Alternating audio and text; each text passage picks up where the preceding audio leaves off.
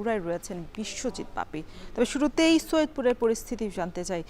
বাপি, সৈয়দপুরে auto গ্যাসের সংকট নিয়ে কি বলছে কর্তৃপক্ষ? ভোগান্তি কেমন দেখছেন?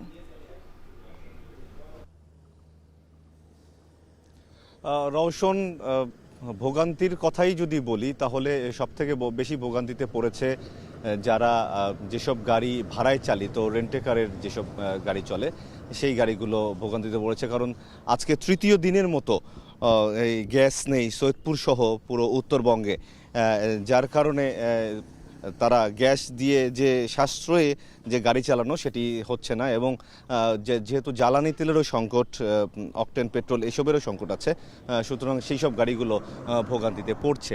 এবং আমি যতদূর খবর পেয়েছি যে বগুড়ার পর থেকেই আসলে রংপুর বিভাগের বেশিরভাগ এই ফিলিং স্টেশনগুলোতে অটো গ্যাসের সংকট রয়েছে। এবং আমি দেখছি যে যে প্রাইভেট কারগুলো আছে তারা আসছে রাস্তার সাইডে স্লো করে দেখছে যে গ্যাস মিলছে কিনা। যখনই যে গ্যাসের যে মেশিনটি আছে সেই মেশিনটি কাপড় দিয়ে ঢাকা বন্ধ দেখছে তখনই তারা সেখান থেকে ফিরে যাচ্ছে, স্টেশনে প্রবেশই করছে না। তো এখানকার যারা কর্তৃপক্ষ আছে তারা বলছে যে গত পরশু অর্থাৎ 1 তারিখে গ্যাস শেষ হয়ে গেছে এই অঞ্চলের স্টেশনগুলোতে, এবং তারপর থেকে গ্যাসের অর্ডার দেওয়ার পরও তারা সাপ্লাই পাচ্ছে না। তারা বলছে যে সাধারণত অর্ডার দেওয়ার একদিনের মধ্যে গ্যাস চলে আসে, কিন্তু এখন পর্যন্ত তারা নিশ্চিত হতে পারছে না কবে নাগাদ এই ফিলিং স্টেশনগুলোতে গ্যাস দেয়া হবে। এর বাইরেও আরেকটি দুঃসংবাদ যুক্ত হয়েছে এর সাথে, সেটাই হলো যে গ্যাসের দাম বাড়ানো হয়েছে প্রায় 18 টাকা। গাড়িতে যে অটো গ্যাস দেওয়া হচ্ছে সেই গ্যাসের দাম আগে ছিল 61 টাকা, এখন হয়েছে 79 টাকা। সুতরাং এটিও একটি দুঃসংবাদ যারা গাড়িতে গ্যাস ব্যবহার করেন তাদের জন্য। এবং পাম্প মালিক সহ যারা দু একজন ড্রাইভারের সাথেও আমার কথা হয়েছে, তারা বলছে যে এটি তাদের জন্য খুবই অসুবিধার ব্যাপার হয়ে দাঁড়াবে। কারণ যেহেতু তারা গাড়িতে গ্যাস পাবে না, এটি যেমন একটি সংকট, তেমনি যারা ভাড়ায় চালান তারা তো আর ভাড়া বাড়াতে পারবেন না। অর্থাৎ গ্যাসের দাম বেড়ে গেলে তাদের আসলে যে লাভের বিষয়টি থাকে সেটি একেবারেই থাকবে না।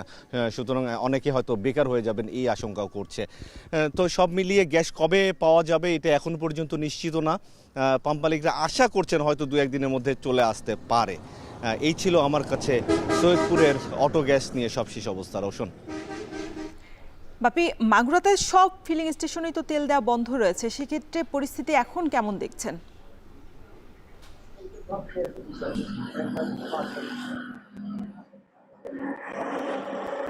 আমি এই মুহূর্তে আছি মাগুরার সব থেকে যে বড় ফিলিং স্টেশন, মাগুরা ফিলিং স্টেশনে। এই ফিলিং স্টেশনটি কিন্তু এই সংকট মুহূর্তে সব থেকে বেশি কিন্তু তেল এবং গ্যাস কিন্তু তারা দিয়েছিল। তবে আজকে দেখা যাচ্ছে এই ফিলিং স্টেশন সহ যে পৌরসভার যে 7টি ফিলিং স্টেশন প্রত্যেকটি কিন্তু বন্ধ রয়েছে। জেলায় মোট হলো 14টি ফিলিং স্টেশন রয়েছে। আমরা যেটা খোঁজ খবর নিয়ে জানতে পেরেছি, তো এটি ফিলিং স্টেশনে কিন্তু এখন বন্ধ রয়েছে।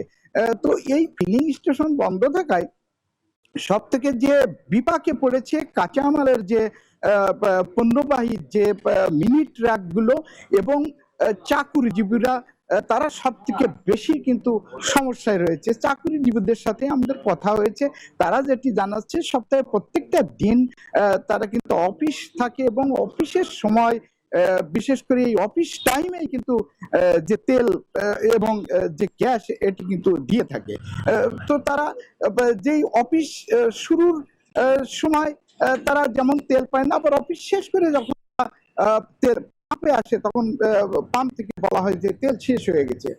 এছাড়া আমরা যে গাড়ির যে ড্রাইভার তাদের সাথে কথা বলছি, তারা বলছে যে আমরা যে কাঁচামাল, আমরা এই কাঁচামালটি নিয়ে কিন্তু ঢাকায় যাব বা দেশের বিভিন্ন অঞ্চলে যাবে, কিন্তু এখন তেল না পায় তারাও কিন্তু খুব সমস্যায় রয়েছে। তো এই ছিল মাগুরায় যে গ্যাস এবং তেল পাম্প থেকে সর্বশেষ। মধ্যপ্রাচ্য